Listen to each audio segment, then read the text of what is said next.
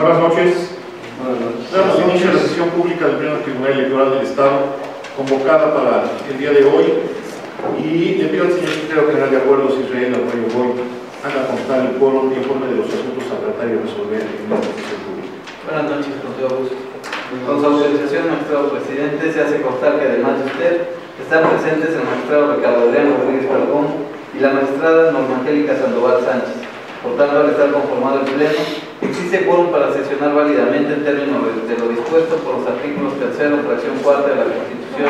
Política del Estado Libre y Soberano de Puebla, 325, 326, segundo párrafo del Código de Instituciones y Procesos Electorales del Estado, así como por los artículos 5 y 7, fracción segunda, 14, fracción segunda del Reglamento Interior de este Tribunal. Informo que mediante aviso fijado a los magistrados de este Tribunal, se determinó subir a la presente sesión el recurso de apelación identificado con la clave TEP-A-068-2019 y retirar los identificados con la clave TEP-A-069 y 077, ambos de 2019. Razón por la cual los asuntos a analizar y resolver de esta sesión pública son 4 recursos de apelación, cuyas claves de identificación, así como los datos de reconocimiento de las partes, se hicieron de conocimiento a los interesados en el aviso fijado en los estados de este tribunal y en la página de internet. Estos son los asuntos a tratar, magistrado presidente. Muchas gracias, Israel. Señora magistrada, señor magistrado, están a nuestra consideración el orden del día y si están de acuerdo, por favor, síganse manifestando en votación económica. Por favor, Israel, denos cuenta con la votación. Magistrado presidente, le informo que el orden del día fue aprobado por unanimidad de votos. Muchas gracias. Secretario Instructor, René Lazar Acosta, por favor, denos cuenta con los proyectos de sentencia que someto a consideración de este pleno. Buenas noches. Con su permiso, ciudadana magistrado, doy cuenta con el recurso identificado con el número TEP-A-068-2019, interpuesto por Edgar Terrazas Málacar en su carácter de representante general propietario de la planilla Valor y Fuerza Totihuacán, en contra de la omisión reiterada y continua del Cabildo del Ayuntamiento de Puebla de pronunciarse sobre la declaración de validez o no de la elección de la Junta Auxiliar de San Francisco Totihuacán. El recurrente estableció en su escrito que el acto impugnado es la omisión del Cabildo de pronunciarse respecto de la validez o invalidez de la elección de la Junta Auxiliar de San Francisco Totihuacán. Así, de las constancias que obran del expediente, específicamente el informe circunstanciado rendido por el síndico municipal del Ayuntamiento de Puebla, en donde acompañó copia certificada de la sesión extraordinaria de Cabildo del Honorable Ayuntamiento de Puebla de fecha 8 de febrero, y manifestó que dicho cuerpo colegiado ya se había pronunciado respecto de la no validez de la elección del proceso plebiscitario de renovación de los integrantes de la Junta Auxiliar de San Francisco Totihuacán, constancia a la que se le dio valor probatorio pleno en términos del dispositivo legal aplicable. Al no existir prueba en contrario que desvirtúe la misma y al haberse modificado el acto impugnado, es por lo que se surte la causal de improcedencia establecida en el artículo 372, fracción segunda del Código de Instituciones y Procesos Electorales de Puebla, puesto que, como claramente se lee de dicha documental, la autoridad señalada como responsable modificó el acto impugnado el 8 de febrero, por lo que en conclusión de la ponencia se debe dejar sin materia el estudio del presente recurso. En ese contexto, no se satisface el requisito de posibilidad, por lo que se propone sobreseer el presente recurso de apelación. Es la cuenta, magistrado. Enseguida, doy cuenta con el proyecto de recurso de apelación identificado con el número TEP-A-078-2019, interpuesto por Javier Merino y Edmundo Valera Chávez, promovido con sus caracteres de candidato presidente auxiliar municipal propietario y de representante general propietario de la planilla Alianza Democrática, respectivamente de la Junta Auxiliar de Santa María Xonacatepec, Puebla, en contra del dictamen de resultado final de 5 de febrero de la Comisión Plebiscitaria del Ayuntamiento, en el que se aseguró que no existieron datos suficientes, actas de escrutinio y cómputo para determinar un ganador, debido a actos de violencia por parte de los representantes generales de las planillas que impidieron la recepción de la votación, por lo que una casilla no pudo ser computada y en otras 2 mesas se suspendió la votación antes de las 18 horas, por lo que no se pudo llevar a cabo el cómputo final de la votación de manera completa, y con ello no se pudo declarar la validez del plebiscito, acto que les fue notificado el 6 de febrero. Por último, aseguran que nunca tuvieron copia simple ni certificada del punto de acuerdo de las Comisiones Unidas de Gobernación y Justicia y Reglamentación Municipal, por el que se resuelve la no declaración de validez de 31 de enero. Del escrito recursal se admitieron los siguientes agravios: la indebida notificación del acuerdo del 31 de enero de las Comisiones Unidas de Gobernación y Justicia y Reglamentación Municipal, en donde se evidencia que la Comisión ya había determinado no realizar el cómputo final, que la parte actora no fue convocada ni debidamente notificada a la sesión de la Comisión Plebiscitaria de fecha 5 de febrero, aún cuando forma parte de ella en los términos de la base segunda de la convocatoria para la renovación de los integrantes de las juntas auxiliares, que la determinación de suspensión de la jornada electoral en Santa María Xonaquetepec por parte de la responsable es totalmente ilegal e infundada conforme a la convocatoria en sus bases segunda, décima y 34. El acuerdo del 5 de febrero de la Comisión Plebiscitaria, en el que se señaló que no existieron suficientes actas de escrutinio y cómputo para determinar una planilla ganadora, lo cual es falso, ya que existen actas de escrutinio y cómputo de todas las mesas receptoras de votos instalados en la Junta Auxiliar. En el entendido de que los agravios se pueden estudiar en orden diferente al presentado por los actores para realizar un análisis integral, se inició el presente estudio con el último de los agravios mencionados. En tal virtud, de los autos del expediente, se admitió que la autoridad competente solamente determinó la suspensión en 2 mesas receptoras antes de la hora señalada para tal efecto, por lo que se determinó no realizar el cómputo final, acción que viola la preservación de los actos válidamente celebrados. También advirtió que había una casilla que no había sido computada. En ese sentido, se realizó el análisis circunstanciado de las 2 mesas receptoras de votación, donde se constató la suspensión de la recepción de la votación antes de la hora establecida para tal efecto, y se advirtió que la razón de haber hecho esto de manera temporal, este hecho de manera temporal a las 4:15 y posteriormente a las 5:25 fue que en ambas casillas se presentó riña y desorden público a partir de las 3:30 horas. Por ello, se realizó un estudio exhaustivo de la votación emitida en las 8 casillas instaladas a efecto de verificar cualitativamente la afectación que pudo haber tenido este hecho. En el proyecto se verificaron las votaciones recibidas en las casillas y mediante las operaciones aritméticas correspondientes se determinó que a pesar de la determinación justificada de los funcionarios de las mesas receptoras identificadas con los números CSMX 1-1 y CSMX 1-2, en el estudio, en el sentido de suspender la recepción de la votación con hora 45 minutos de anticipación respecto del horario que debieron haberlo hecho, 18 horas, esto no afectó sustancialmente el voto activo de los ciudadanos en las mismas. Del estudio realizado, se demostró numérica y fácticamente que los ciudadanos de la Junta Auxiliar de Santa María Xonaquetepec pudieron realizar pacífica, legal y legítimamente su derecho de voto, debiéndose proteger los actos válidamente realizados tanto por los funcionarios de las mesas receptoras como por los votantes.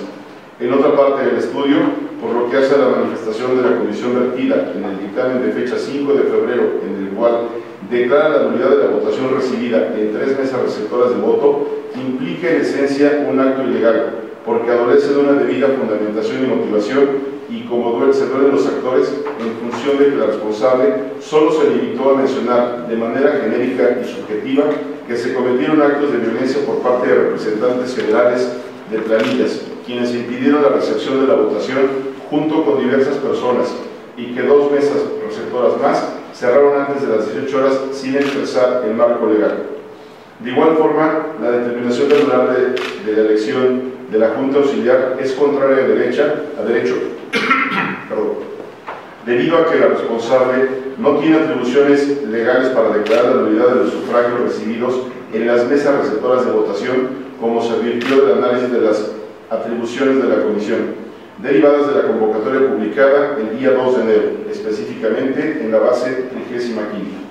También en el proyecto se realizó un estudio pormenorizado de las características del voto para dar validez a este. La ponencia también analizó que los funcionarios de las mesas de recepción de voto efectuaron acciones oportunas y necesarias tendientes a conservar los sufragios emitidos, derivado de las providencias tomadas para salvaguardar la integridad de los funcionarios electores, como se desprende de la literalidad de las hojas de incidentes en las actas de escrutinio y cómputo de las casillas que anteriormente fueron identificadas, sin la existencia de ningún escrito de protesta que haga suponer ausencia de voluntad o desacuerdo a la medida de protección de integridad corpórea de los ahí presentes y de los votos recibidos hasta ese momento. Y esto se evidencia con el hecho de que todos los representantes de las planillas firmaron dichas actas de escrutinio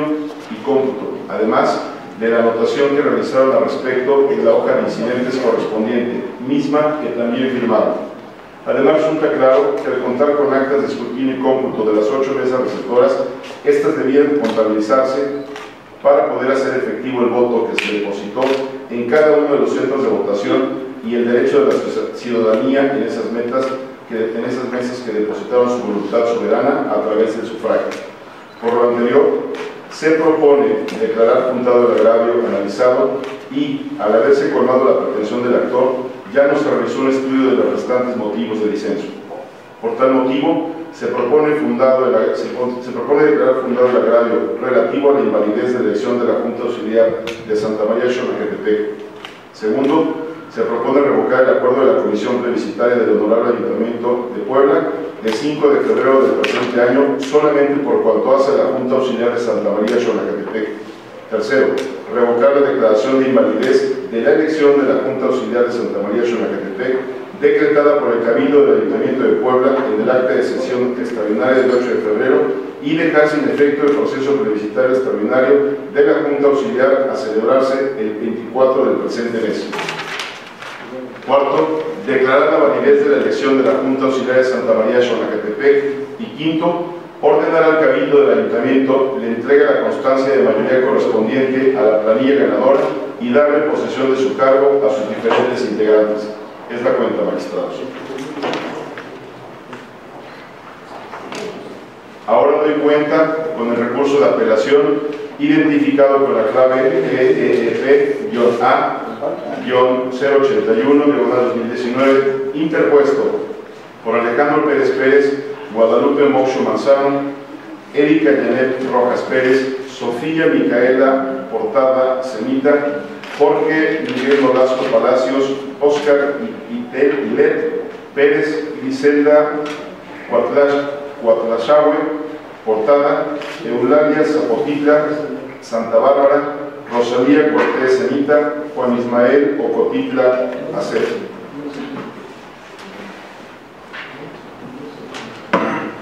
En contra de la negativa de la Comisión Plebiscitaria y del Ayuntamiento de reconocer la validez de la elección de las autoridades de la Junta Auxiliar de la Resurrección perteneciente al municipio de Puebla, celebrada el 10 de febrero del presente año bajo su sistema normativo interno de usos y costumbres, en ejercicio de su derecho a la autodeterminación como comunidad indígena. Del análisis de las diversas constancias que obran en autos, la ponencia advirtió que efectivamente la autoridad responsable desconoció cualquier acuerdo para reconocer la validez de la elección de dicha Junta Auxiliar celebrada el 10 de febrero, a pesar de que tuvo conocimiento de diversas solicitudes y manifestaciones de los integrantes de la Resurrección, en el sentido de que las jornadas plebiscitarias programadas para el día 27 de enero dentro del proceso ordinario y en su momento para el día de mañana 24 de febrero dentro del proceso extraordinario vulneraba sus usos y costumbres y su derecho a la autodeterminación como comunidad indígena, cuyo manto protector se encuentra establecido y garantizado en diversos ordenamientos constitucionales, legales y convencionales. En el proyecto se propone acoger la pretensión de la parte actora y declarar fundado el agravio hecho valer por la recurrente, habida cuenta que el artículo 2 de la Constitución General de la República determina categóricamente que todas las autoridades tienen la obligación de proteger y garantizar el derecho de los pueblos y comunidades indígenas para determinar la forma de elección de sus autoridades y representantes a fin de preservar su identidad cultural, costumbres y tradiciones en el marco de reconocimiento que la nación mexicana tiene una composición pluricultural sustentada originariamente en sus pueblos indígenas, así como que el derecho a la libre determinación se ejercerá en un marco constitucional de autonomía que asegure la unidad nacional. El reconocimiento de las comunidades y pueblos indígenas se hará en las constitucionales y leyes de las entidades federativas, las que deberán tomar en cuenta, además de los principios generales establecidos en párrafos anteriores, criterios etnológicos y de asentamiento físico para decidir sus formas internas de convivencia y organización social, económica, política y cultural, aplicar sus propios sistemas normativos en la regulación y solución de sus conflictos internos y elegir, de acuerdo a sus normas, procedimientos y prácticas tradicionales, a las autoridades o representantes para el ejercicio de sus formas propias de gobierno interno, pues son consideradas también como entidades de interés público. De esta forma, en el proyecto se advirtió que las autoridades municipales no atendieron estas disposiciones de primer orden, vulnerando efectivamente los derechos humanos de los integrantes de la comunidad indígena de la Junta Auxiliar de la Resurrección Puebla, mismas que determinaron el ejercicio de esos mismos derechos y en específico el relativo a la autodeterminación para la elección de sus propios representantes y autoridades, que la jornada plebiscitaria se llevaría a cabo el día 10 de febrero y en el expediente en que se actúa no se advirtió elemento alguno que arrojara que tal determinación soberana hubiera lesionado derechos político-electorales de terceros. Además, tampoco se reportaron incidentes de violencia durante la jornada plebiscitaria de esa fecha, advirtiéndose que transcurrió dentro de los causales legales, por lo que los resultados electorales arrojados en esa elección deben validarse bajo el principio de conservación de actos públicos válidamente celebrados, con lo que se garantiza el derecho de votar y ser votado, que consagra el artículo 35 de nuestra ley fundamental. En términos del diverso 133, es la máxima norma jurídica y jerárquicamente debe imperar sobre cualquier acto o determinación que la contravenga. En tales condiciones, la propuesta es declarar fundado el agravio relativo a la invalidez de la elección de la Junta Auxiliar de la Resurrección, revocar el acuerdo de la Comisión Plebiscitaria del Ayuntamiento de Puebla de fecha 5 de febrero solamente por lo que hace a la Junta Auxiliar de la Resurrección, revocar la declaración de invalidez de la elección de la Junta Auxiliar de la Resurrección decretada por el Cabildo del Ayuntamiento de Puebla, señalada en el acta de sesión extraordinaria de 8 de febrero, dejando sin efectos dicho proceso plebiscitario a realizarse el próximo 24 de febrero. Se declara la validez de la elección de la Junta Auxiliar de la Resurrección realizada el 10 de febrero. Es la cuenta, señores magistrados. Y finalmente, doy cuenta con el proyecto de recurso de apelación de clave TEP-A-092/2019, interpuesto por Máximo Zapojita Serrano, en su carácter de presidente del Consejo de Vigilancia de la Comunidad Indígena de la Resurrección, en contra de la convocatoria emitida el 8 de febrero de 2019 por llamar a un nuevo plebiscito para la Junta Auxiliar de la Resurrección, aun cuando ya se había celebrado el plebiscito bajo usos y costumbres el 10 de febrero de 2019. Por cuestión de orden y método y previo el estudio de fondo de la cuestión planteada, se analizó si dentro del expediente en que se actúa se actualizaba alguna de las causales de improcedencia a las que se refiere el contenido del artículo 369 del Código de Instituciones y Procesos Electorales de Puebla. En tal virtud, se advirtió de la documentación existente en donde se establece con claridad que el acto recurrido es emisión de la convocatoria emitida el 8 de febrero de 2019 por llamar a un nuevo plebiscito para la Junta Auxiliar de la Resurrección, aun cuando ya se había celebrado el plebiscito bajo usos y costumbres el 10 de febrero de 2019. Una vez establecido lo anterior, es menester hacer caso gradual al artículo 350 de la ley antes citada, que establece que el plazo correspondiente a la interposición de un recurso de apelación es de 3 días, contados a partir del día siguiente a aquel en que se tenga conocimiento o se le notifique. Una vez asentado lo anterior, del escrito de impugnación en materia del estudio, se desprendió que fue presentado ante el organismo jurisdiccional el 13 de febrero del año curso, por lo que la interposición del mismo resulta a todas luces fuera de plazo, dado que la publicación del mismo se realizó el día 8 de febrero del año que transcurre, por lo que el medio de impugnación debió presentarse más tardar el 11 de febrero siguiente, fecha en la que se cumplían los 3 días contemplados como plazo límite para tal efecto. En ese contexto, para la ponencia, no se satisface el requisito de posibilidad del presente recurso de apelación al ser extemporánea su interposición, por lo que se propone desechar de plano por notoria improcedencia. Es la cuenta final, magistrado. Muchas gracias, René. Magistrada, magistrado, están a nuestra consideración los proyectos de cuenta. Magistrada Norma Angélica Sandoval. Gracias, presidente. Con su autorización, quiero referirme a los recursos de apelación 77 y al 88. 78. Ok, 78. Si me lo permiten. Quiero traer la atención de ustedes con relación al expediente 78, en donde se combate la invalidez decretada por parte del Ayuntamiento del proceso plebiscitario de la Junta Auxiliar de Santa María Xonacatepec. Y básicamente la autoridad responsable señala que a partir de que en 3 casillas de las 8 que se instalaron en esa Junta Auxiliar se dejó de recibir la votación, da como resultado que no se pudiera contabilizar esos resultados, y hace una relación directa con el artículo 378 de nuestro código, en donde establece que si no se pudo recibir la votación en el 20% de las casillas, se debe decretar la nulidad de la elección. Derivado de la cuenta que amablemente nos da el secretario instructor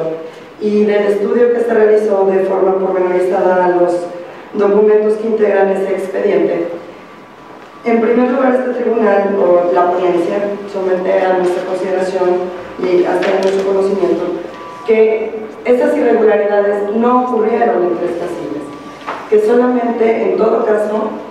fue en 2 casillas en las que se cerró de forma anticipada la recepción de la votación, y dentro de las hojas de incidentes nos establece claramente una justificación para ello. Y fue derivado de algunos actos de violencia que acontecieron a las afueras de las 2 mesas receptoras de votación, que además, hay que decirlo, estaban instaladas en el mismo lugar.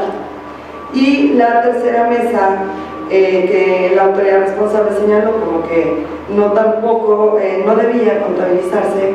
pues no está ni siquiera cerca ni en el mismo lugar que esas 2 mesas receptoras. Pero lo que llama más la atención, o lo que a mí me llama más la atención, es que en esas 2 casillas sí se realizó el escrutinio y cómputo por parte de los funcionarios de la mesa electiva. Y la autoridad nos dice que no, que fue una imposibilidad la realización del escrutinio y cómputo.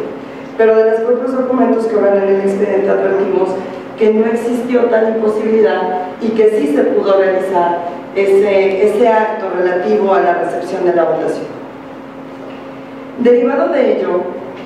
también advertimos en las hojas de incidentes y en los documentos que forman parte de ambas mesas, que fue a las 4:15 que se suspendió de manera provisional la recepción de la votación. Entiendo porque desde las 3:30 se habían señalado que a las afueras se habían presentado actos de violencia. Y eso de entrada nos hace presumir, y no hay prueba en contrario dentro del expediente y tampoco fue aportada por parte del actor, que nos haga presumir que desde las 9 de la mañana hasta las 4:15 de la tarde, que se cerró provisionalmente la recepción de la votación, hubieran existido actos irregulares o ilegales, o que impidieran desarrollar de forma pacífica, legal, el desarrollo de la jornada en esas 2 mesas receptoras. Y dentro del proyecto que somete a nuestra consideración, presidente, hacen un estudio muy exhaustivo y pormenorizado, estadístico, de qué fue lo que pasó en las 8 mesas receptoras. Y tenemos por ahí un porcentaje en donde más de 8 horas en toda la elección de la Junta Auxiliar se estuvieron recepcionando la votación por parte de los ciudadanos que así desearon hacerlo. Por lo que, si bien es cierto, existe una irregularidad, efectivamente, hubo un cierre anticipado de las casillas, también es cierto que hay una plena justificación para que haya ocurrido esa situación. Y el tiempo que se dejó de recepcionar la votación es mucho menor al tiempo en el que se tuteló el sufragio efectivo de todos los ciudadanos. Y con base en esos argumentos es que la propuesta es que se revoque la invalidez que decretó la autoridad responsable y como consecuencia de ello decretemos la validez de la misma y podamos nosotros realizar el escrutinio y cómputo final, porque la autoridad responsable, al señalar que no podía o que se decretaba la invalidez de la elección, pues no realizó el cómputo final y en consecuencia pues no hubo ningún ganador. Pero repito, de todos los documentos que están dentro de los expedientes, dentro del expediente, advertimos que sí existen elementos suficientes que son documentales públicas que nos permiten realizar esa recomposición del cómputo y con base en ellos poder determinar a una planilla ganadora. Por lo anterior es que desde este momento adelanto que votaré a favor del proyecto, porque en definitiva no podemos permitir que inconsistencias menores o situaciones que escapan al control de las autoridades y de los propios votantes, porque al final de cuentas estamos tutelando el derecho de todos los ciudadanos que al menos en 6 mesas receptoras pudieron ejercer de forma pacífica su derecho de voto, y en esas 2, la mayor cantidad de tiempo, más de 7 horas, pudieron recibir también la votación. Y por eso es que considero que tutelar el principio de conservación de los actos públicos válidamente celebrados por parte de los funcionarios de las mesas receptoras es lo correcto, es lo legal, y no debemos o no podemos mandar a un proceso plebiscitario para el día de mañana a una junta auxiliar que a final de cuentas pudo, de forma completa, porque al haber escrutinio y cómputo en las 8 mesas receptoras, es indiscutible que se pudo realizar, o se pudieron realizar todos los actos que conlleva el día de la jornada electoral. Y bueno, finalmente, por lo que hace al expediente del recurso de la apelación 81, en algunas sesiones, por no decir que en todas ellas que hemos tenido derivado de las juntas auxiliares, hemos estado hablando de la tutela de la protección de los derechos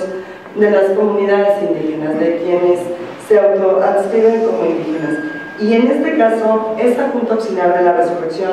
es una comunidad indígena.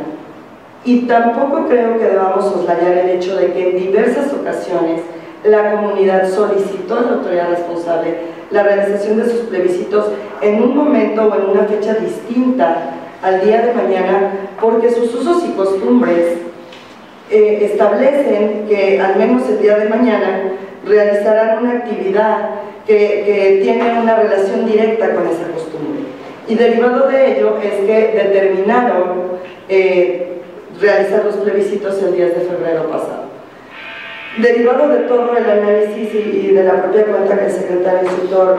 nos dio, es evidente que no ocurrió ningún incidente,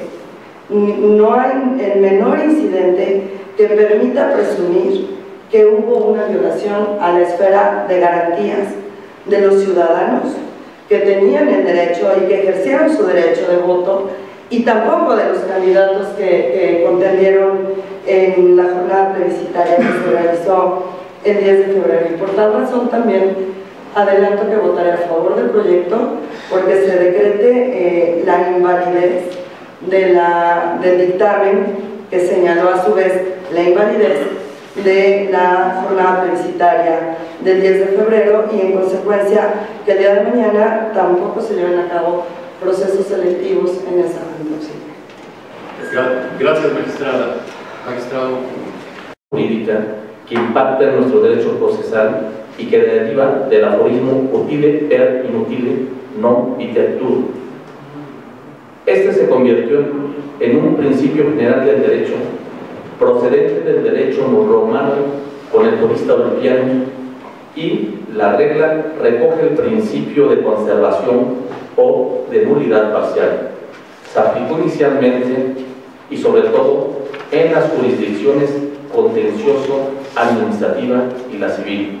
con distinta doctrina en cada una de ellas.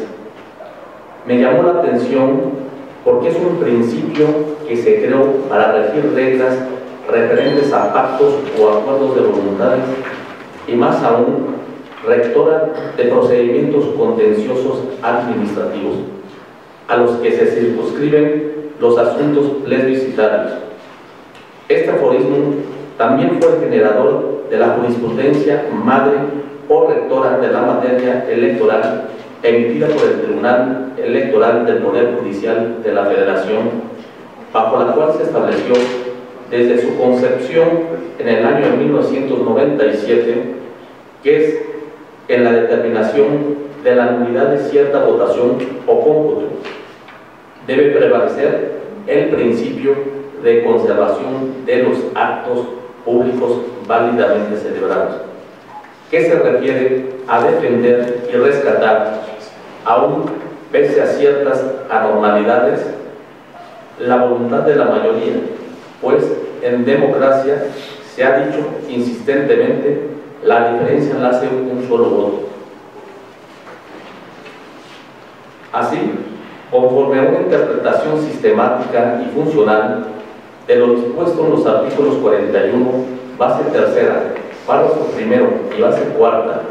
párrafo primero y 99 de la Constitución Política de los Estados Unidos Mexicanos, la Ley General de Sistemas de Medios de Impugnación en materia electoral, la Ley General de Instituciones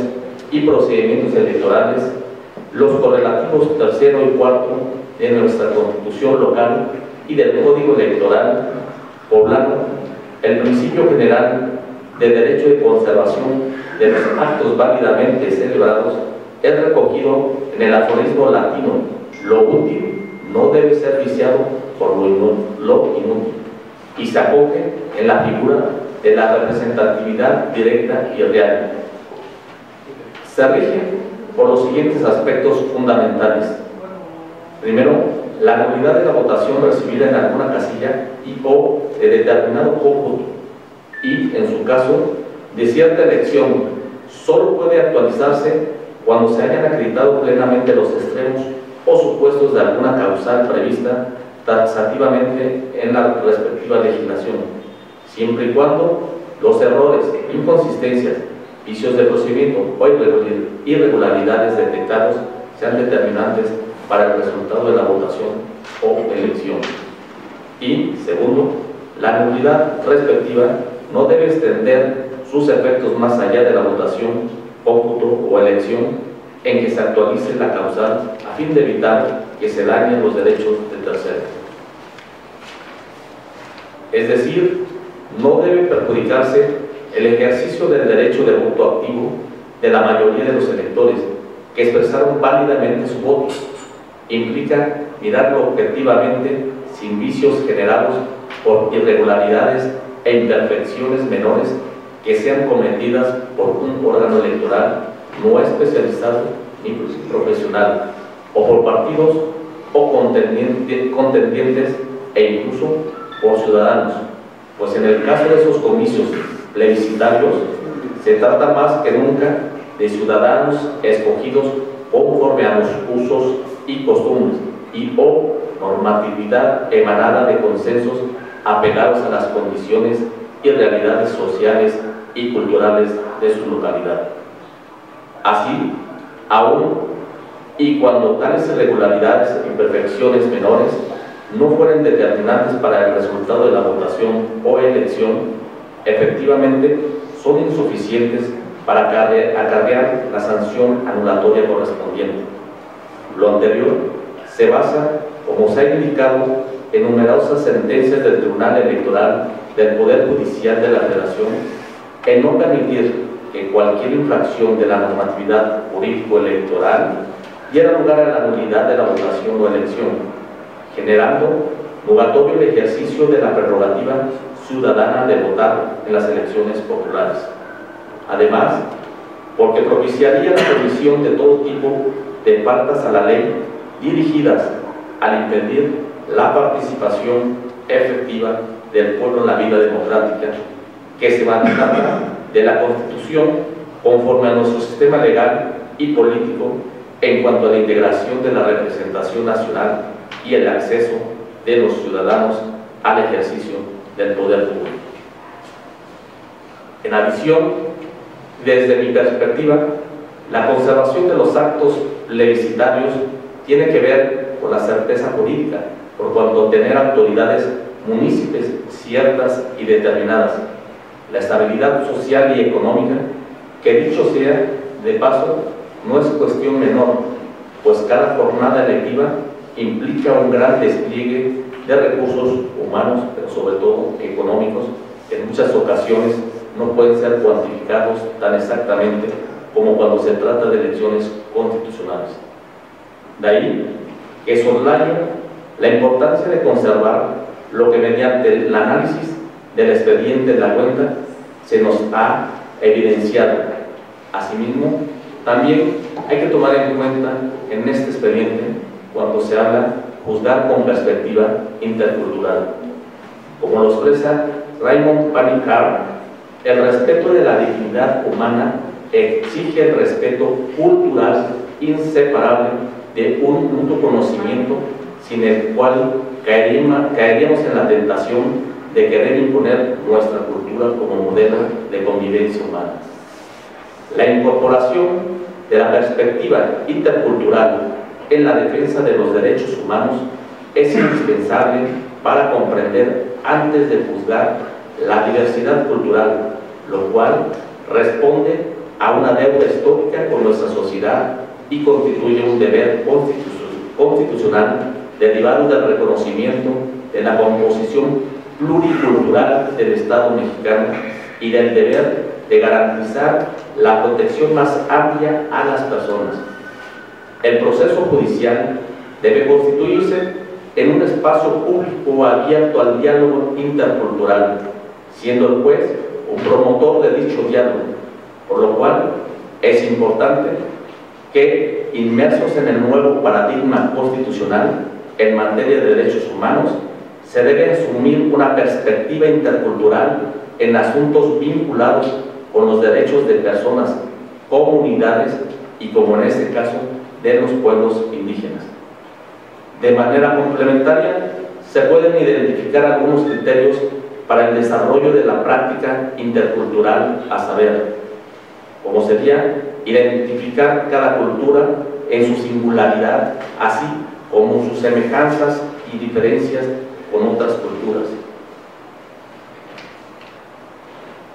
Intervenir, comprenderla en su identidad y en sus relaciones con otras culturas diversas de manera neutral, sin juzgarla previamente, poniendo en cuestión todo prejuicio, y valorar las cualidades y limitaciones de una cultura de manera posterior a comprenderla. Es por ello que nuestro máximo tribunal en la materia ha emitido buenas prácticas e interpretaciones consecuentes con el nuevo paradigma constitucional, de los cuales observamos que para la protección de los derechos de las comunidades indígenas y sus integrantes se imparta justicia con el objetivo de maximizar y facilitar la defensa de sus derechos. Así, desde mi perspectiva, debemos velar mínimamente por las siguientes directrices. Primero, identificar y hacer valer la composición pluricultural del país. Segundo, ser sensibles a las condiciones graves de discriminación y racismo que siguen enfrentando los integrantes de dicho sector. Tercero, hacer valer la autoadscripción como el criterio fundamental para determinar la calidad indígena.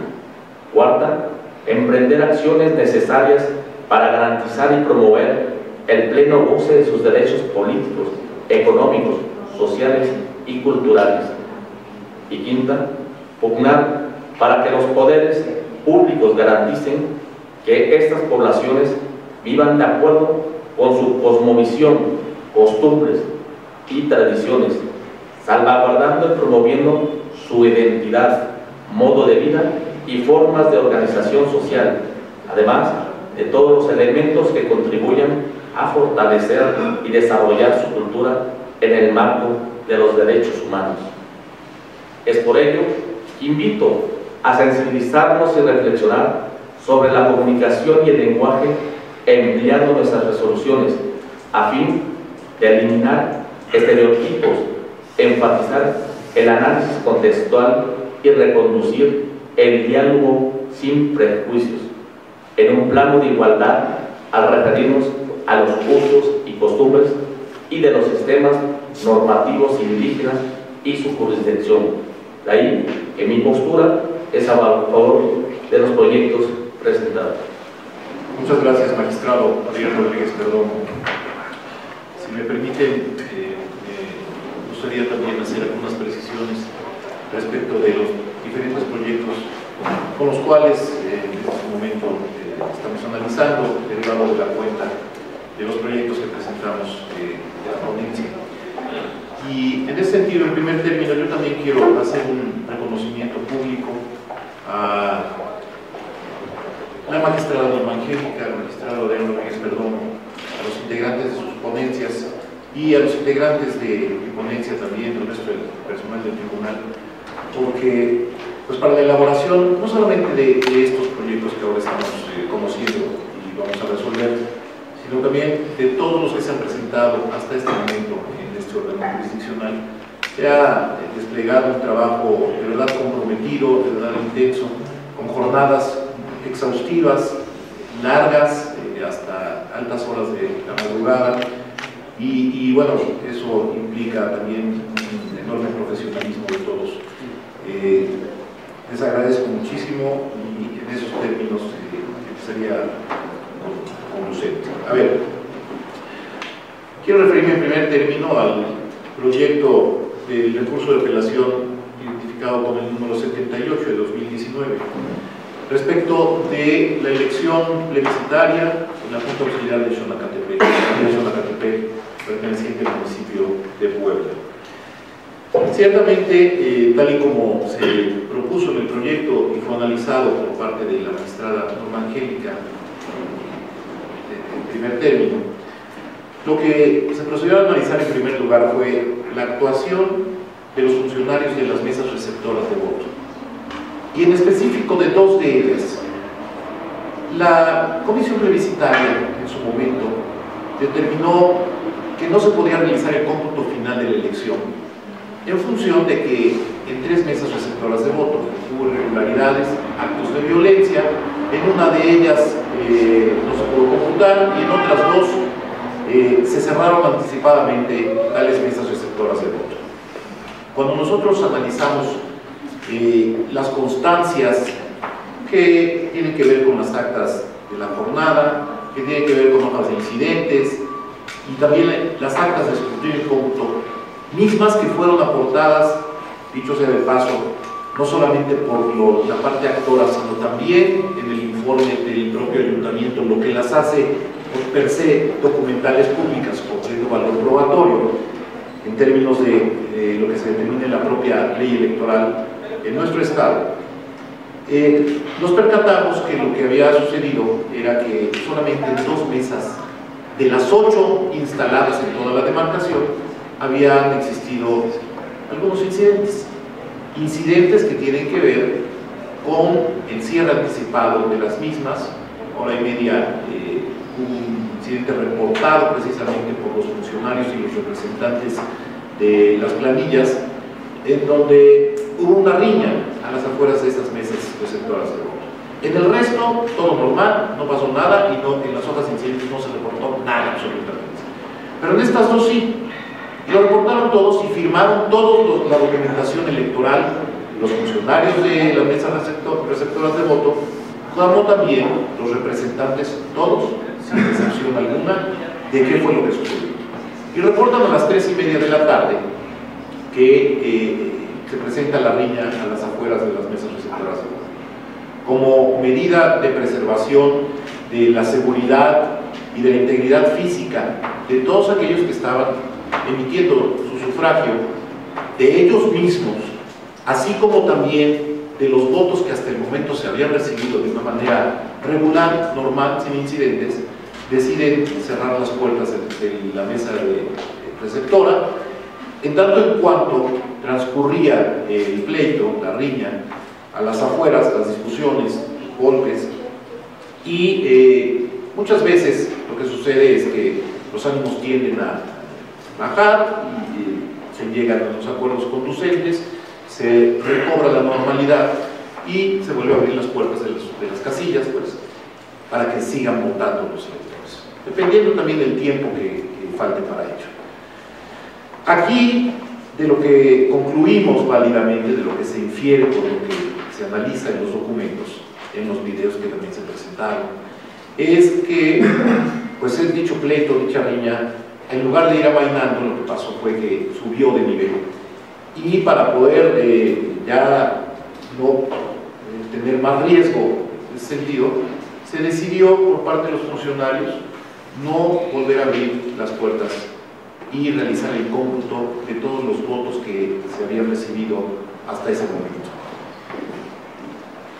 Estas actas de escrutinio y cómputo se integraron junto con las otras 6 mesas receptoras de voto, y la comisión plebiscitaria dice que debido a la nulidad presentada en estas 3 casillas, que como ya dijimos nada más fueron en 2, no se podía hacer el cómputo final y como consecuencia no se puede declarar la validez de la elección, porque estas 2 mesas receptoras de voto corresponden a más del 40% de todo el padrón de toda la demarcación. Independientemente de que esto sea apegada a la verdad o no, pero matemáticamente vimos que no necesariamente debería de ser así, pero la comisión plebiscitaria no tiene atribuciones, no tiene facultades legales para poder decretar la nulidad de una votación recibida en una mesa receptora de voto, de manera individualizada. Lo que sí hay es la facultad legal, o hasta ese momento, de declarar la validez de una elección por parte del cabildo del ayuntamiento, pero la comisión plebiscitaria no tiene, porque la única instancia que tiene facultades para declarar la nulidad individualizada de las mesas de la votación, es decir, en cada una de las mesas, es precisamente este órgano jurisdiccional, el Tribunal Electoral del Estado de Puebla. En fin, por eso estamos primero invalidando esa determinación de la comisión plebiscitaria. Como consecuencia de ello, las Comisiones Unidas de Gobernación y Justicia y Reglamentación Municipal emiten un dictamen en concordancia con la mesa receptora, perdón, con la comisión plebiscitaria, en el mismo sentido, la cual también viene viciada, viene presentando el mismo vicio. Y esto se traslada al cabildo y deciden declarar o no declarar la validez de la elección conforme a lo que se viene arrastrando. Cuando hacemos el análisis, recordamos que los funcionarios de la mesa directiva de las casillas analizadas no actuaron de manera incorrecta, es decir, actuaron dentro del marco de la legalidad y por lo tanto se tienen que computar todos los votos recibidos hasta ese momento. Aducen también que en términos del 378 del Código Electoral local, cuando no se puedan computar los votos en más del 20% de las casillas instaladas, la elección es nula.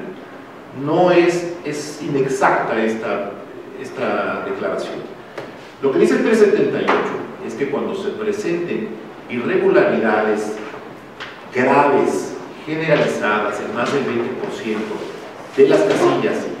y que estas irregularidades no puedan ser reparadas durante la jornada electoral o en las actas de escrutinio y cómputo, lo procedente es efectivamente declarar la invalidez de la elección. Pero aquí, en este expediente, lo que observamos es que, si bien es cierto, se presentaron irregularidades, y pudiera ser que en más del 20% de las casillas, estas irregularidades sí pudieron ser reparadas durante la jornada electoral y concretamente en la realización de las actas de escrutinio y cómputo mismas que obran en el expediente como documentales públicas, y en consecuencia no puede aplicarse el criterio que habían sostenido los integrantes o los representantes del ayuntamiento. Precisamente bajo el argumento, bajo la línea argumentativa de que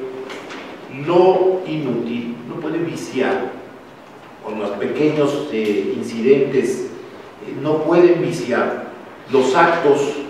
mayoritarios válidamente celebrados por aquellos funcionarios que, como decía bien el magistrado Leal, no son o no pertenecen a órganos especializados, sino que son los propios ciudadanos los que realizan esta función de escrutinio y cómputo, de recepción de la votación, de que la misma jornada plebiscitaria transcurre en condiciones, digamos, normales, como en la mayoría así aconteció. Y hay otro elemento adicional que a mí me gustaría destacar. Durante todo el tiempo en que las casillas estuvieron abiertas, estas dos en específico, con relación a las otras 6 donde no se presentó ninguna irregularidad, el promedio de votación es sostenido, es uniforme, de tal forma que este tiempo en el que se cerró anticipadamente, que solamente faltaba en una primera ocasión hora 35 minutos y en otra ocasión solamente 35 minutos, realmente no incide en el aspecto de la determinancia ni cualitativa, como ya se mencionó, y mucho menos cuantitativa, simple y sencillamente porque es entendible, es lógico que cuando haya un incidente de violencia adentro o a las afueras de una mesa receptora de votos, lo lógico es que este hecho inhiba la votación. Quien en su sano juicio va a arriesgarse a meterse a la boca del lobo, ¿no? Entre las patas de los caballos, como se dice, para correr el riesgo de que le vayan a dar al menos un manazo. Entonces la idea es mejor abstenerse, ser prudente en ese sentido, y esto implica una inhibición potencial de la asistencia de los votantes que todavía faltaban por hacer. Por tal razón es que nosotros proponemos que la votación deba de conservarse y que las autoridades electas, después de haber realizado el cómputo, sean las que asuman los cargos correspondientes de manera inmediata. De esa manera, el día de mañana ya no se llevarían a cabo las elecciones extraordinarias, por lo que dicha Junta Auxiliar tendrá que estar en absoluta paz, como todo el mundo espera. Y referirme también muy brevemente al asunto de la apelación 92, mismo que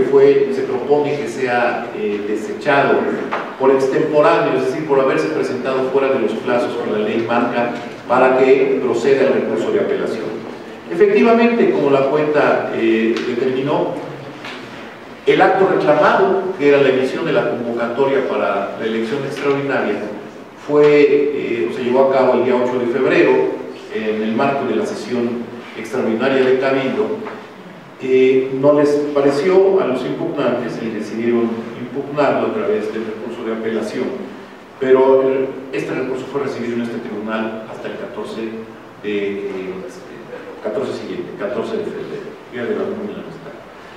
Lo cierto es que eso implica que son 6 días posteriores a ese acto, cuando el recurso debe de haberse presentado 3 días posteriores. Antes de que entráramos a la sesión, todavía llegó un último cumplimiento por parte del Ayuntamiento de Puebla. ¿Qué fue ese requerimiento? Y ya se integró al expediente. La constancia de que el Ayuntamiento notificó personalmente a los actores del acto impugnado el día 8 de febrero. Y además consta en el expediente, porque así se había determinado desde la convocatoria, y era conocido por todos, que este tipo de actos se iban a notificar por estrados. A pesar de que la comunidad o los integrantes de la comunidad en la Junta Auxiliar de la Resurrección son considerados, porque además así se han autoexcrito en diferentes ocasiones, como una comunidad indígena, y que la normativa jurisprudencial nos dice, o la línea jurisprudencial vigente que se ha venido sosteniendo por la máxima instancia jurisdiccional en la materia, nos dice que hay que maximizar los derechos para considerar las condiciones de vulneración que se ha sufrido a estos grupos. Eso no quita que no se deban de cumplir las normas jurídicas que tenemos todos los mexicanos para que nuestra sociedad funcione en orden y en armonía. Por tal sentido es que se está desechando, y es lo que quería decirles. Y finalmente, referirme al asunto identificado con el número 81, a la apelación 81, en donde entramos al análisis de fondo de la impugnación de los integrantes de la comunidad de la Resurrección. Como ya dijimos, tienen características indígenas.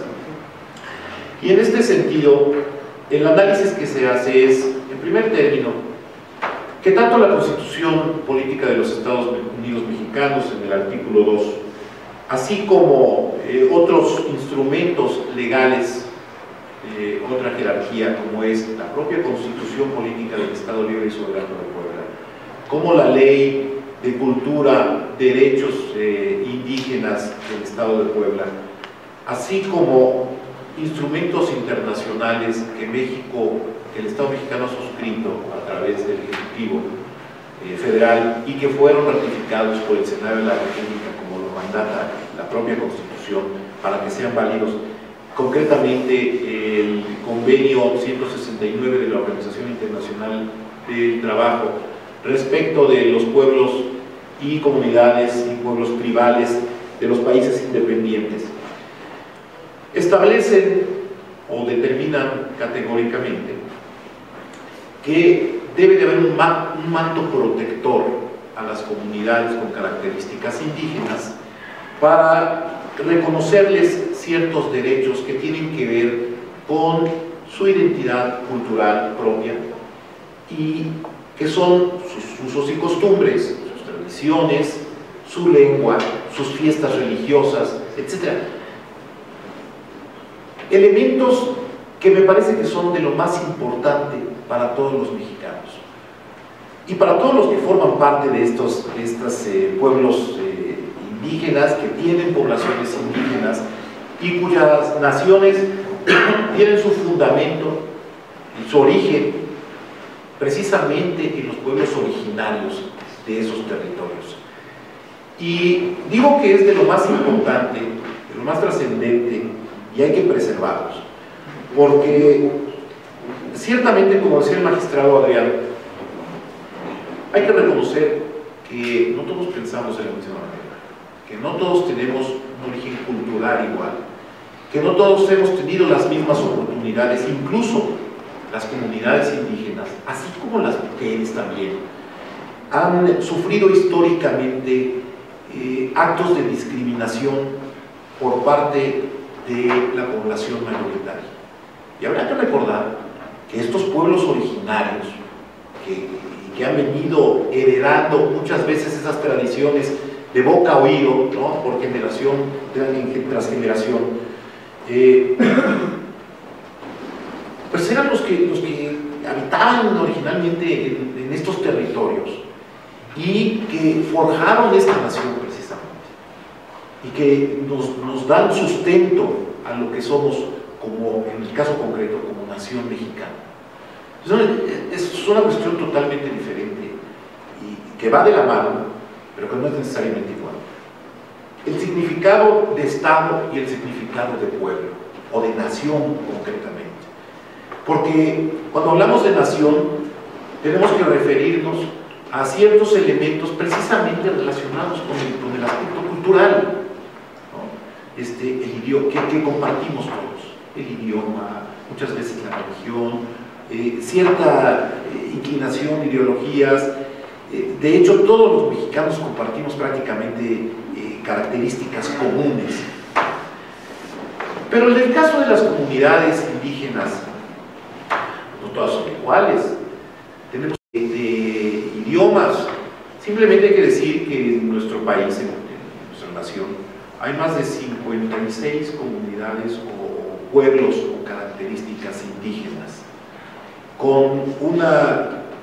más de 23 lenguas que se hablan también en nuestro país, de estas comunidades, y que tienen una gran cantidad de variantes dentro de esas propias lenguas, por una parte.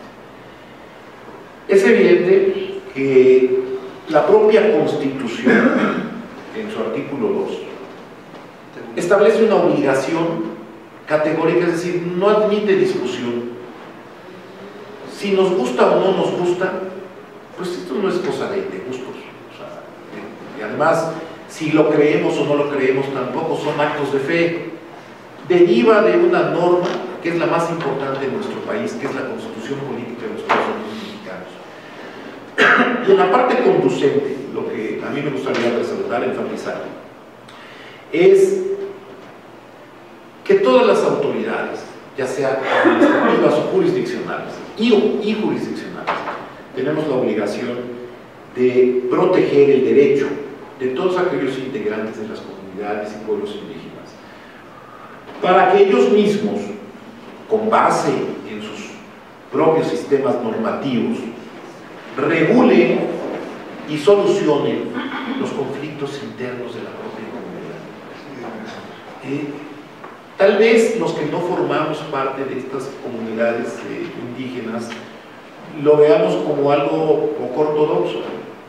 simple y sencillamente porque no estamos acostumbrados y no convivimos día a día con ello. Pero quienes viven alrededor de ellos, aunque no formen parte de estas comunidades, poco a poco se van integrando y van compartiendo todos estos elementos, lo que nos permite enriquecernos precisamente como nación. Y es lo que debemos valorar todos. En algún momento de nuestra etapa moderna, y no solamente en México, en muchos lados, producto de este concepto de globalización que inició de forma económica, pero que de repente empezó a transculturalizar y a, digamos, importar otras costumbres que no eran propias de nosotros, ¿no? Y de repente se crea una gran confusión. En algún momento se pensó que tendríamos que pensar o que opinar siempre en una misma línea y que todos tendríamos que pensar exactamente igual. Esto no puede ser. Es muy sencillamente porque, primero, todos sabemos que cada cabeza es un mundo. Segundo, cada grupo se va desarrollando conforme a lo que se va enseñando en casa. Porque debo de comentar que en la educación se adquiere directamente de las familias, en las propias casas. La instrucción es otra cosa y podemos criticarla si ha estado funcionando adecuadamente o no. Y también tendríamos que preguntarnos si esa instrucción y formación como país, como sociedad mexicana, es la que deberíamos adoptar de manera definitiva. Y no podemos pensar igual y debemos de aceptar. Tan es así que en la última etapa de nuestra historia moderna se han venido reconociendo derechos precisamente sobre la diversidad cultural, sobre la diversidad incluso en la orientación sexual, como parte del desarrollo de la personalidad. Y el desarrollo de la personalidad tiene que ver con decisiones precisamente individuales, donde nadie se debe meter. En tal sentido, los pueblos y comunidades indígenas, concretamente en lo que se refiere al asunto que estamos atendiendo, tienen su derecho también para elegir, así lo marca el artículo 2 constitucional, elegir de acuerdo a sus normas, procedimientos y prácticas tradicionales a sus autoridades o representantes para el ejercicio de sus propias formas de gobierno interno. ¿Por qué? Porque todo esto que acabamos de mencionar implica que son entidades de interés público. ¿Qué significa esto? Que no solamente les da la preservación de sus tradiciones, de sus costumbres, de su propia cultura, de sus idiomas tan ricos y maravillosos, debe interesarles a los que son parte de las comunidades indígenas. Nos tiene que interesar a todos. Nos tiene que interesar a todos y tenemos de una vez por todas que reconocer, enseñarles a nuestros hijos que también son parte de la nación mexicana, integrarnos todos. Y es por ello que en los recursos de apelación resueltos por nosotros, identificados con el 001 y 002, al reconocer precisamente, porque así se autoadscribieron en su momento los integrantes de la comunidad de la resurrección, también dijimos que no puede haber elecciones, aunque sean con usos y costumbres, en donde haya exclusión o discriminación a quienes no forman parte formalmente de las comunidades indígenas. Porque si la obligación de nosotros es la aceptación de sus propias formas de conducirse como comunidad indígena, la idea es integrar e integrarnos, que haya una sinergia, que formamos parte de la misma nación. Y esto tiene que evolucionar en ese sentido. Del expediente también se advierte que en esos términos ellos mismos le comunicaron en diversas ocasiones al ayuntamiento que con base en su derecho de libre autodeterminación como comunidad indígena tenían que llevar a cabo la elección, porque así lo habían decidido soberanamente, sin que hubiera una afectación a su voluntad libre y espontánea, ningún vicio, que la elección debió hacerse el día 10 de febrero y no el 27 de enero ni el día 24 de febrero. Y la autoridad municipal simple y sencillamente negó ese reconocimiento. ¿Por qué? Pues porque fue muy formal. Y tampoco digo que la autoridad municipal haya actuado de mala fe. ¿Por qué? Porque la ley orgánica municipal establece algo en donde no se está reconociendo a las comunidades. Entonces, ¿qué tiene que pasar? Eventualmente, que los señores, las señoras diputadas y diputados, integrantes de la legislatura del Estado, junto con los pueblos y comunidades indígenas, junto con el resto también de la población, con las autoridades, con todos, procedamos a analizar si la normatividad de la ley orgánica municipal es la adecuada o no, es la que debe de contemplar qué es lo que va a pasar con las elecciones plebiscitarias. El día de hoy, la Sala Regional de la Ciudad de México resolvió un asunto en donde se impugnó precisamente un tema relacionado con esto. ¿Debe el ayuntamiento o no conocer sobre la organización de las elecciones plebiscitarias? La Sala Regional ya se pronunció solamente en relación a una junta auxiliar. Veremos qué sucede después. Pero lo relevante de esto es que ya hay un ejercicio de reflexión al respecto y tendrá que evolucionar. Es una fuente de lo que va a pasar posteriormente en la creación de normas.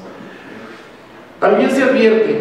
que en la elección del 10 de febrero, aparte de que el ayuntamiento ya lo sabía que se lo negó, la elección se desarrolló sin que se lesionaran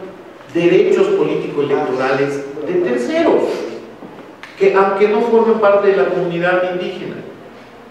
nadie impugnó que no hubiera una integración paritaria, por ejemplo, ¿no?, entre ambos géneros, lo que también violentaría derechos constitucionales. No hubo discriminación, no hubo inclusión, no hubo exclusión, al menos no lo tenemos así reportado en el expediente.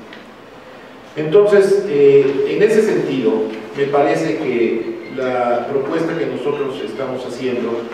es la más adecuada, la más apegada a lo que nuestra ley fundamental determina, y tenemos que actuar en consecuencia, y esa es la idea de la participación. No sé si haya magistrado algún otro comentario. Magistrado, con mucho gusto. Es muy breve, señor presidente, que hay que tomar en cuenta lo que habló del artículo 2. Sin embargo, yo creo que las comunidades indígenas, las juntas auxiliares, cuando hablamos de indígenas, nada más es muy leve. El artículo 1 de nuestra Constitución, que todo el mundo debemos tener en cuenta, es: en los Estados Unidos mexicanos, todas las personas gozarán de los derechos humanos reconocidos en esta Constitución. Habla de todas las personas, y una cosa que se ha quedado muy atrás, que hay que tomar en cuenta, el artículo 2, apartado A, numeral 2, dice: aplicar sus propios sistemas normativos en la regulación y solución de sus conflictos internos, sujetándose a los principios generales de esta Constitución, respetando las garantías individuales, los derechos humanos y, de manera relevante, una cosa muy importante que creo que deben conocer todo el mundo, las juntas auxiliares, la dignidad e integridad de las mujeres. ¿Dónde quedan las mujeres indígenas, que también tenemos que ver por ellas? Es todo, señor presidente. Sí, magistrado. Precisamente este tipo de normas con estas características, en donde se respete y se, digamos, fomente la integración de todos los mexicanos y las mexicanas, entre nosotros mismos, tiene que ver con un ejercicio continuo, histórico, que ha costado muchísimo trabajo, muchísima sangre, muchísimo sudor, muchísimo sufrimiento, para que tengamos normas así, inclusivas, incluyentes. Y esto implica parte del concepto de progresividad, y que también la prohibición a la no regresividad, ¿sí? Cada vez derivado de la reforma constitucional de 2007 primero y de 2011, se introduce el principio pro persona, y esto implica que lo que ya también ha sido, digamos, conquistado jurídicamente o normativamente, que sea en beneficio de todos, no puede darse un paso para atrás, ni uno, ni dos, ni ninguno. Al contrario, seguir avanzando en la protección de los derechos humanos, que son fundamentales para el desarrollo integral de todos, en la individual y, por supuesto, como sociedad, y para que tengamos mejores condiciones de vida, para que podamos heredarles a nuestros hijos un mejor país, mayores oportunidades. Entonces, esa es la idea, y yo creo que es una sentencia que estamos proponiendo que, si así ustedes lo deciden, de aprobarse, será parteaguas también. Estamos abonando, no es la primera vez que resolvemos en favor de comunidades indígenas, tampoco en favor de grupos vulnerables, como es el caso de las mujeres, en acciones afirmativas. Y además no lo hacemos de manera gratuita, aparte estamos convencidos, por lo menos un servidor me parece que como su intervención también mis pares, pero además es una obligación como organismo jurisdiccional, precisamente aplicar acciones afirmativas y juzgar con perspectiva intercultural. Si no hay mayores intervenciones adicionales, le pido, señor secretario general de acuerdos, tome la votación. Magistrado Ricardo Daniel Rodríguez Perdón. A favor de todos los proyectos. Magistrada Norma Angélica Sandoval Sánchez. Con los proyectos de la norma. Magistrado Jesús Gerardo Sarabia Rivera. Con mis proyectos. Magistrado presidente, le informo que los proyectos de resolución han sido aprobados por unanimidad de votos. Muchas gracias, Israel. En consecuencia, respecto del recurso de apelación identificado con la clave TEP-A-068 de 2019, se resuelve. Único. Por las razones expuestas en el considerando segundo, numeral 2 de la presente resolución, se declara el sobreseimiento del recurso de apelación interpuesto por Edgar Terrazas Malaca en su carácter de representante general propietario de la planilla Valor y Fuerza de la Junta Auxiliar de San Francisco Totonicmehuacán. Respecto al recurso de apelación identificado con la clave TEP-A-078/2019 se resuelve. Primero, se declara fundado el agravio relativo a la invalidez de la elección de la Junta Auxiliar de Santa María Xonacatepec conforme al considerando sexto de esta sentencia. Segundo, se revoca el acuerdo de la comisión plebiscitaria del Honorable Ayuntamiento del Municipio de Puebla de 5 de febrero del presente año, solamente en cuanto hace a la Junta Auxiliar de Santa María Xonacatepec. Tercero, se revoca la declaración de invalidez de la elección de la Junta Auxiliar de Santa María Xonacatepec, decretada por el Cabildo del Ayuntamiento de Puebla en el acta de sesión extraordinaria de fecha 8 de febrero. En tal virtud, se deja sin efectos el proceso plebiscitario extraordinario de la Junta Auxiliar en cita a realizarse el día de mañana 24 de febrero de 2019. Cuarto, se declara la validez de la elección de la Junta Auxiliar de Santa María Xonacatepec. Y quinto, se ordena al Cabildo del Ayuntamiento para que dentro del término máximo de 8 horas, contados a partir de que le sea notificada la presente resolución, le entregue la constancia de mayoría correspondiente a la planilla ganadora denominada Alianza Democrática y de posesión de su cargo a sus integrantes en términos de lo señalado en la base 35ª de la convocatoria. Hecho lo anterior, el Cabildo deberá remitir a este tribunal dentro de las 24 horas posteriores a que ello ocurra las constancias que así lo acrediten. Respecto del recurso de apelación identificado con la clave TEP-A-081/2019 se resuelve. Primero, se declara fundado el agravio relativo a la invalidez de la elección de la Junta Auxiliar de la Resurrección conforme al considerando cuarto de esta sentencia. Segundo, se revoca el acuerdo de la comisión plebiscitaria del Honorable Ayuntamiento del Municipio de Puebla de fecha 5 de febrero del presente año, solamente cuanto hace a la Junta Auxiliar de la Resurrección. Tercero, se revoca la declaración de invalidez de la elección de la Junta Auxiliar de la Resurrección decretada por el Cabildo del Ayuntamiento de Puebla en el acta de sesión extraordinaria de fecha 8 de febrero, y en tal virtud se deja sin efectos el proceso plebiscitario extraordinario de la Junta Auxiliar en cita a realizarse el 24 de febrero de 2019. Cuarto, se declara la validez de la elección de la Junta Auxiliar de la Resurrección realizada el día 10 de febrero. Quinto, se ordena al Cabildo del Ayuntamiento que dentro del término máximo de 8 horas, contados a partir de que le sea notificada la presente resolución, le entregue la constancia de mayoría a la planilla que resulte ganadora del cómputo que deberá realizar la comisión plebiscitaria en los términos que determine el propio Cabildo. Respecto del recurso de apelación identificado con la clave TEP-A-092/2019 se resuelve. Único, se desecha de plano por notoriamente improcedente el recurso de apelación interpuesto por Víctor Máximo Zacaquintla Serrano en términos de lo expuesto en el considerando segundo rector de esta sentencia. Secretario General de Acuerdos,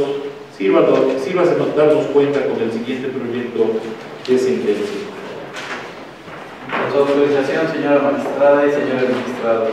doy cuenta con el proyecto de resolución del expediente identificado con las claves TEP-A-097/2019,